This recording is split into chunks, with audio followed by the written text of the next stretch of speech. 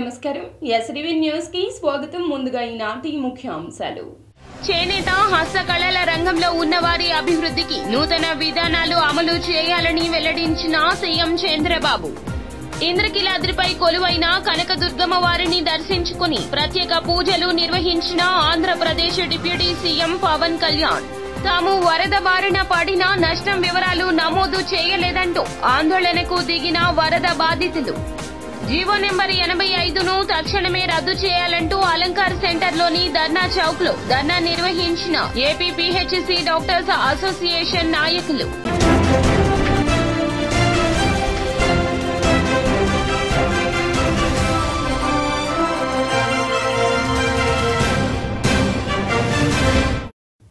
ఇక డీటెయిల్స్ చూస్తే చేనేత హస్తకళల రంగంలో ఉన్నవారి అభివృద్ధికి నూతన విధానాలు అమలు చేయాలని సీఎం చంద్రబాబు వెల్లడించారు.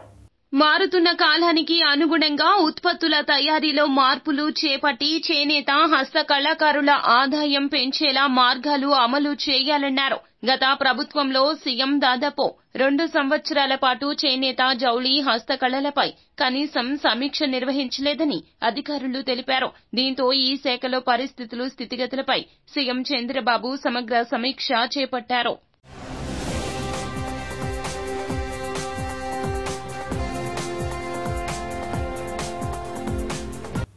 ఇంద్రకీలాద్రిపై కొలువైన కనకదుర్గమ్మ వారిని దర్శించుకుని ప్రత్యేక పూజలు నిర్వహించారు ఉప ముఖ్యమంత్రి పవన్ కళ్యాణ్.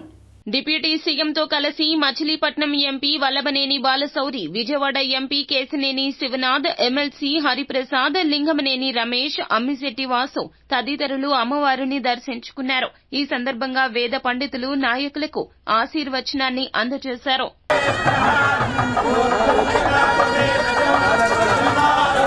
వరద బారిన పడిన తమ నష్టం వివరాలు నమోదు చేయలేదంటూ బాధితులు చేపట్టిన ఆందోళన తీవ్ర ఉద్రిక్తతకు దారితీసింది.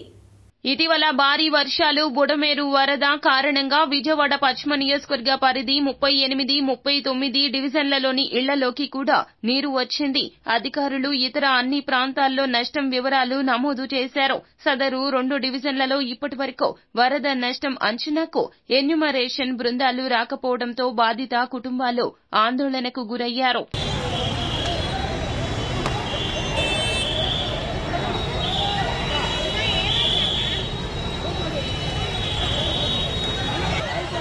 జీవో నెంబర్ 85ను రద్దు చేయాలంటూ ఏపీ పీహెచ్సీ డాక్టర్స్ అసోసియేషన్ ఆధ్వర్యంలో ప్రాథమిక ఆరోగ్య కేంద్రాల వైద్యులు ఆందోళనకు దిగారు.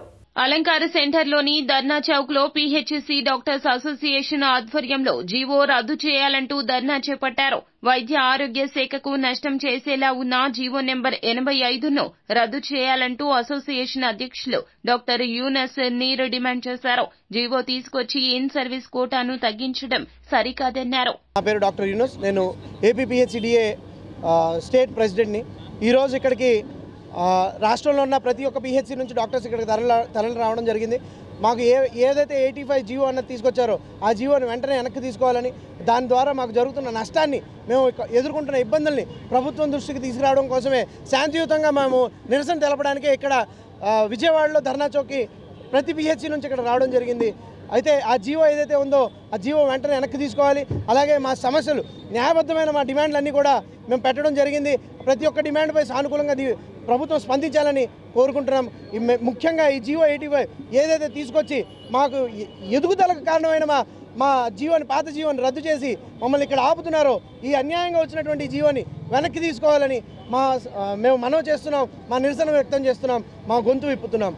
మాకు వచ్చిన ప్రధాన ఇదేదైతే ఉందో ప్రధానంగా ఈ జీవో 85 30% ఉన్న క్లినికల్ సీట్లని 15%కి, అలాగే 50% ఉన్న నాన్ క్లినికల్ సీట్లని 30%కి కుదించడం జరిగింది. సార్, దీనివల్ల చాలా ప్రాబ్లం అవుతుంది. ఇక్కడికి వచ్చిన వాళ్ళు 2019 నుంచి 2024 వరకు ప్రతి సంవత్సరం 2 దఫాలుగా రిక్రూట్మెంట్ తీసుకొచ్చి ఇంతమంది డాక్టర్స్ని తీసుకెళ్ళి ఎక్కడైతే ట్రైబల్ ఏరియాల్లో, అలాగే రూరల్ ఏరియాల్లో, మారుమూల ప్రాంతాల్లో ఇక్కడ డాక్టర్స్ అందరూ వెళ్ళి సర్వీస్ చేశారు. 3 సంవత్సరాలు కష్టపడి సర్వీస్ చేశారు. మానవత్వానికి మించింది సృష్టిలో ఏదీ లేదు అని రాష్ట్ర మైనార్టీ సంక్షేమ శాఖ మంత్రి ఎన్ఎంపీ ఫరూక్ వెల్లడించారు. అఖిల భారత మానవతా సందేశ సమితి ఆధ్వర్యంలో మానవత్వం అనే అంశంపై లబ్బిపేటలోని ఒక హోటల్లో సదస్సు నిర్వహించారు. మంత్రి మాట్లాడుతూ విజయవాడకు వరద రూపంలో పెద్ద విపత్తు వచ్చిందన్నారు. ఎంతో మంది బాధితులను ఆదుకుని మానవత్వాన్ని చాటుకున్నారన్నారు. కుల మతాలు పట్టించుకోకుండా సోదర భావంతోనే మెలగాలంటూ సూచించారు. ఇన్సానియత్ ఫోరం అంటే పేయం అంటే మెసేజ్ సందేశం, ఇన్సానియత్ అంటే మానవత. సో మానవతా సందేశపు ఫోరం అని చెప్పి అనుకోవచ్చు. ఈ ఫోరం ఆధ్వర్యంలో విజయవాడలోని పలు మతాలకు చెందినటువంటి నగర ప్రముఖులందరినీ ఒక చోటకి చేర్చి లక్నో నుంచి వచ్చినటువంటి నద్వీ గారిని, మౌలానా నద్వీ గారు సమక్షంలో ఈ ఫోరం యొక్క కార్యకలాపాలు విజయవాడకి విస్తరించడానికి పూనుకున్నారు. అది చాలా సంతోషించదగ్గ విషయం. ముఖ్యంగా సమాజంలో ఎవరి అస్తిత్వం అంటే ఎవరి ఐడెంటిటీ వారికి ఉంటుంది. ఎవరి ఐడెంటిటీ పట్ల వారు గర్వంగానే ఫీల్ అవుతారు. ఎవరు తమ ఐడెంటిటీని కించపరచుకోవడానికి ఇష్టపడరు. కాకపోతే ఎదుటి మనుషులతో వ్యవహరించేటప్పుడు మన పెద్దలందరూ కలిసి మానవాళికి మంచి సందేశాన్ని ఇవ్వాలని చెప్పి ఈరోజు ఈ కార్యక్రమాన్ని ఏర్పాటు చేశారు. అందులో భాగంగా నన్ను కూడా అక్కడికి ఆహ్వానించినారు. చాలా సంతోషం. మానవాళి అందరికీ ప్రత్యేకంగా చెప్పాల్సిన అవసరం. ఏదన్నా అందరూ మానవాళి అందరూ కలిసి కట్టుకుంటేనే ఇది సాధించాలి. ఐక్యతతో ఉండాలి, సోదరభావంతో ఉండాలి. మనం ఈరోజు ప్రగతి సాధించాలనుకుంటే ఆ సోదరభావం ఉంటేనే ఏదైనా సాధించగలుగుతాం. దానికి ప్రతిదిగానే నేను విజయవాడ ప్రాంతం కానీ కోస్టల్ ప్రాంతం కానీ అని తెలియజేస్తాను. ఎప్పుడు కూడా ఇక్కడ ఎటువంటి దంగా ఫసాదులు కానీ ఇప్పుడు జరగలే. అందరూ శాంతియుతంగా నిన్న చూసామండి. విజయవాడ పరిస్థితి న్యాచురల్ క్లైమేట్ వచ్చింది. మీరందరూ ఉన్నారు. మరి ఎక్కడెక్కడి నుంచి వచ్చారు. మా ప్రాంతం నుంచి కూడా, రాయలసీమ ప్రాంతం నుంచి కూడా విపరీతంగా వచ్చారు. బియ్యం తీసుకొచ్చారు, బ్యాళ్ళు తీసుకొచ్చారు, నూనె తీసుకొచ్చారు, కప్పుకోవడానికి బెడ్షీట్ కూడా తీసుకొచ్చారు. దాదాపుగా వీటితో పాటు 7,000 మందికి బెడ్షీట్ కూడా ఇచ్చాం. ఈ మానవతా సందేశ సదస్సు నగరంలోని ప్రముఖులందరినీ కూడా ఆహ్వానించడం జరిగింది. దీని యొక్క ముఖ్య ఉద్దేశం ఏంటంటే మనిషిని మనిషిగా చూడాలి, మనిషిని మనిషిగా ప్రేమించాలి, మనిషిని మనిషిగా గౌరవించాలి, మనిషిని మనిషిగా విలువివ్వాలి. డబ్బున్నోడు డబ్బు లేనోడని కాదు, ధనికుడా పేదవాడని కాదు, కులాలకు అతీతంగా, మతాలకు అతీతంగా, రాజకీయాలకి అతీతంగా మనిషిని మనిషిగా మనం గుర్తించితేనే మానవత్వం అనేది తెలుస్తుంది. అదే మానవత్వం. ఆ సందేశాన్ని వరద బాధితులకు జగన్మోహన్ రెడ్డి ఏమి సహాయం చేశారో డాక్యుమెంట్ రూపంలో చూపించాలంటూ ఎంపీ కేశినేని శివనాథ్ ప్రశ్నించారు. జగన్ నీచ రాజకీయాలు ఆపేసి వాస్తవాలు గ్రహించి మాట్లాడాలి. అధికారంలోకి వచ్చాక మొదటి 100 రోజుల్లో ఎన్డీఏ కూటమి ప్రభుత్వం ప్రజలకు చేసిన సంక్షేమ అభివృద్ది కార్యక్రమాలు డాక్యుమెంట్ రూపంలో చూపిస్తున్నాము. అలాగే జగన్ వరద బాధితులకు ఏమి సాయం చేశాడో డాక్యుమెంట్ రూపంలో చూపించాలంటూ ఎంపీ కేశినేని శివనాథ్ డిమాండ్ చేశారు. రోజుల్లో పూర్తి చేశావు. నీకు ఎంతసేపు నీచ రాజకీయమే. ఈ నీచ రాజకీయం దాటి బయటికి రా. ప్రజల కోరు, మంచి కోరు. ఏ రోజు వరదల్లో లేని వ్యక్తులు, ఒక్క కార్యకర్తకి ఒక రొట్టె కూడా ఇవ్వలేని పరిస్థితి, మంచినీళ్ళు కూడా ఇవ్వలేని పరిస్థితి. ఏం చేసామో డాక్యుమెంట్ చూపిస్తుంది, ఎన్ని పనులు చేసామో. ఇంకా నీకు ఏదన్నా ఉంటే దీని మీద కాదు ఇది చేయలేదని నిరూపించు.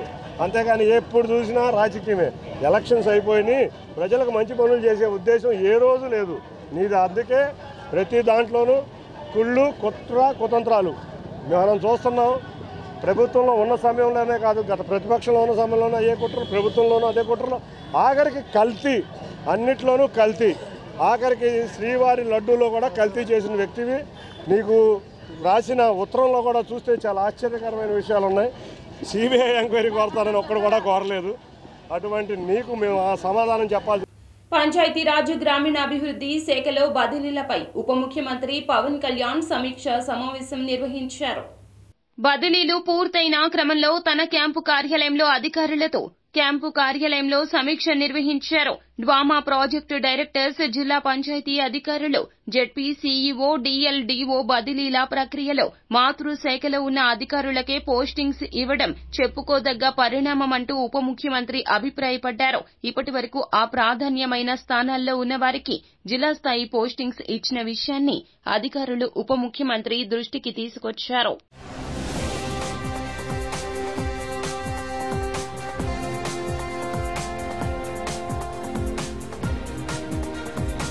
అర్జీల పరిష్కారంలో స్పష్టత ఉండాలి అని జిల్లా కలెక్టర్ డాక్టర్ జి సృజన అధికారులకు సూచించారు. ప్రజా సమస్యల పరిష్కార వేదిక కార్యక్రమంలో భాగంగా కలెక్టరేట్ పింగళి వెంకయ్య సమావేశ మందిరంలో జిల్లా collector Srujana, joint collector Nidhi Meena, DRO V Srinivasarao, జిల్లా పౌర సరఫరాల DM G Venkateswarlu, housing PD Rajani కుమారులతో కలిసి అర్జీదారుల నుంచి వినతులు స్వీకరించారు. ఈ సందర్భంగా కలెక్టర్ మాట్లాడుతూ ప్రజల నుంచి స్వీకరించిన ప్రతి అర్జీని క్షుణ్ణంగా పరిశీలించి నిర్దేశించిన గడువులుగా పరిష్కరించాలన్నారు.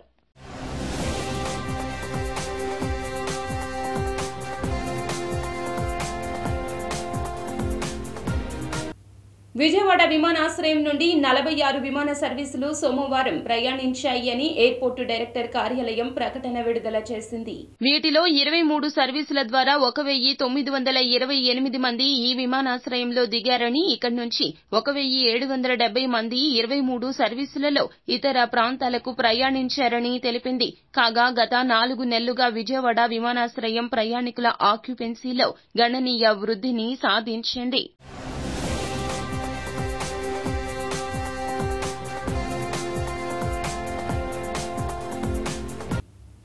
లడ్డూ వ్యవహారంలో మాజీ సీఎం జగన్మోహన్ రెడ్డిని నిందించడం లేదని ఉప ముఖ్యమంత్రి పవన్ కళ్యాణ్ వెల్లడించారు. అయితే జగన్ ఏర్పాటు చేసిన టీటీడీ బోర్డులోనే ఈ తప్పు జరిగిందని పేర్కొన్నారు. ఒకవేళ జగన్ ఎలాంటి తప్పు చేయకపోతే విచారణకు సహకరించాలి, లడ్డూ వ్యవహారంలో దోషులను శిక్షించమని చెప్పాలంటూ పవన్ కళ్యాణ్ అన్నారు. టీటీడీ బోర్డు అప్పుడు టీటీడీ బోర్డు బాధ్యత తీసుకోవాలి. పొలిటికల్ గా వచ్చి అలంకారప్రాయంగా ఒక్కొక్కళ్ళు వచ్చేసి దర్శనాలకి టికెట్లు ఇవ్వడానికి మీరు బోర్డు మెంబర్స్ అవ్వలేదు. మీరు ఎవరు చైర్మన్ కానీ ఈవో కానీ మీరు అక్కడ ధర్మాన్ని పరిరక్షించాలి. మీరు అక్కడ మీ ఇష్టాలకి మీరు కూర్చోబెట్టి మీ ఇష్టాలకి కాంట్రాక్ట్లు ఇచ్చుకోవడానికి మీరు టీటీడీ బోర్డుకి మీరు వెళ్ళలేదు. మీరందరూ మీ అందరికీ బాధ్యత ఉంది. మీరు నిర్ణయించుకోవాలి. ఎవరికి కోపాలు రావు, ఎవరికి వేదన రాదు, ఎవరికి బాధలు రావుంటే కుదరదు. వస్తాయి బాధలు, వేదన ఉంది, మాట్లాడతాం. మర్చిపోకండి ఎవరు ముఖ్యమంత్రి, గత ముఖ్యమంత్రి గారు కూడా నేను చేస్తా ఉన్నాను, జగన్మోహన్ రెడ్డి గారికి కూడా ఇదే చర్చకి జరిగితే మీరు ఊరుకుంటారా? ఒక మసీదుకి జరిగితే ఊరుకుంటారా? ఒక తిరుమలకి జరిగినప్పుడు ఎందుకు వెనకేసుకొస్తారు? రాకండి. ఏ మతం మీద దాడి జరిగినా సంపూర్ణంగా నాతో సహా మేము ఖండిస్తాం, వస్తాం. ఇస్లాం మీద దాడి జరిగితే మేము మాట్లాడతాం, క్రిస్టియానిటీ మీద దాడి జరిగితే మేము మాట్లాడతాం, హిందూ ధర్మం మీద సనాతన ధర్మం మీద దాడి జరిగితే కూడా నేను మాట్లాడతాను. ఇది మొదటిసారి కాదు, మేమందరం మాట్లాడతాం.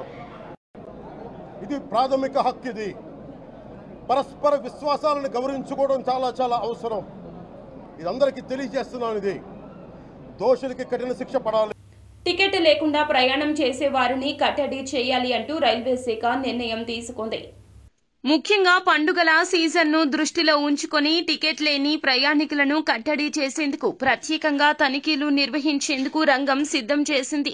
ఈ క్రమంలో అక్టోబర్ 1వ తేదీ నుండి 15 వరకు, అక్టోబర్ 25 నుండి నవంబర్ 10 వరకు టికెట్ లేని అనధికారిక ప్రయాణికులను కట్టడి చేసేందుకు ప్రత్యేక డ్రైవ్ ప్రారంభించాలంటూ 17 జోన్ల జనరల్ మేనేజర్లకు రైల్వే శాఖ లేఖ రాసింది.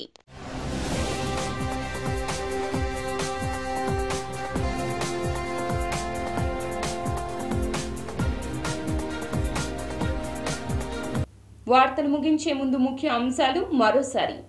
చేనేత హస్తకళల రంగంలో ఉన్నవారి అభివృద్ధికి నూతన విధానాలు అమలు చేయాలని వెల్లడించిన సీఎం చంద్రబాబు. ఇంద్రకీలాద్రిపై కొలువైన కనకదుర్గమ్మ వారిని దర్శించుకుని ప్రత్యేక పూజలు నిర్వహించిన ఆంధ్రప్రదేశ్ డిప్యూటీ సీఎం పవన్ కళ్యాణ్. తాము వరద బారిన పడిన నష్టం వివరాలు నమోదు చేయలేదంటూ ఆందోళనకు దిగిన వరద బాధితులు. జీవో నెంబర్ 85ను తక్షణమే రద్దు చేయాలంటూ అలంకార్ సెంటర్లోని ధర్నా చౌక్ లో ధర్నా నిర్వహించిన ఏపీపీహెచ్సీ డాక్టర్స్ అసోసియేషన్ నాయకులు. ఎస్డీవీ న్యూస్ సమాప్తం. నమస్కారం.